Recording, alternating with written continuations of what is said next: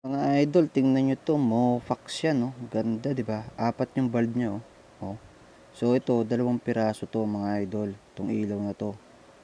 So yan, yan yung isa. Oh, yan.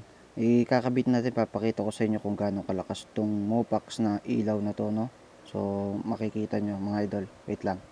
So ayan na, mga idol, na ikabit na natin dito yung ilaw ng Mopac. So ayan yung likuran niya, mga idol. Meron siyang malaking heatsink, no? So susubukan na natin yung kanyang low beam. Ayan. So didikit lang natin to dito. Ayan, no? Ayos natin. Oh, yung makuha ng tama. Ayun. So yan yung ilaw niya, mga idol, ng low beam. Ayan, tingnan nyo kung gaano kalakas yan, mga idol.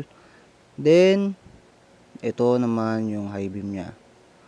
Low beam niya dilaw, ah. Ito high beam dilaw, puti. Ayan, oh. 'Di ba? Sobrang lakas. Tapos ang laki ng sakop niyan, mga idol. Tingnan niyo naman. So, mangyari nito pagka pinagsama mo naman silang dalawa, ganito ang kakalabasan. So, ayan, mga idol, no?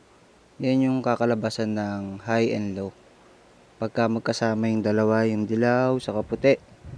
Ayan yan. So, yan yung Mofax na ilaw, mga idol. So, take note, isa pa lang yan, mga idol, yung ilaw na yan, no? So, makikita nyo yung ilaw na to, mga idol, sa ating yellow basket. Yan, yung Mofax na yan, kung gaano yung kalakas. Grabe yan. So, tingnan nyo na lang, mga idol, available yan sa yellow basket natin.